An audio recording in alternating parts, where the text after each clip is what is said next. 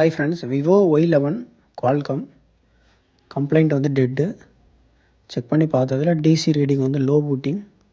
So already போர்டில் வந்து CPU heat பண்ணியிருக்கிறாங்க. ஸோ அதனால் CPU நம்ம ரீபால் பண்ணி செக் பண்ணோம்.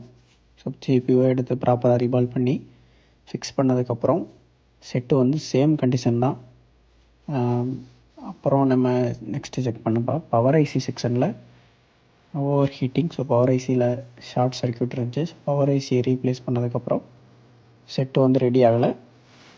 திரும்பவும் பார்த்திங்கன்னா வீரேஜ் L4 லைனில் லைட்டிங் ஐசிக்கு வரக்கூடிய லைனில் வந்து ஷார்ட் சர்க்யூட் இருந்துச்சு.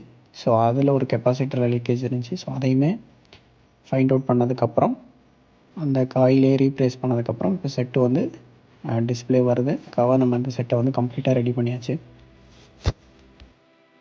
இந்த மாதிரி உங்கள் ஃபோனில் எந்த ப்ராப்ளமாக இருந்தாலும் சரி பண்ணிக்கலாம். நீங்கள் நேரடியாக நம்மளை காண்டாக்ட் பண்ணலாம், அல்லது கொரியர் மூலிமா நீங்கள் உங்களோட ஃபோனை சென்ட் பண்ணி விடலாம். ஸோ குயிக் அண்ட் பெஸ்ட்டாக நம்ம பண்ணி கொடுத்துட்ருக்கோம். மறக்காமல் நம்ம பேஜை ஃபாலோ பண்ணி வச்சுக்கோங்க. உங்கள் ஃப்ரெண்ட்ஸுக்குமே ஷேர் பண்ணுங்கள். தேங்க்யூ.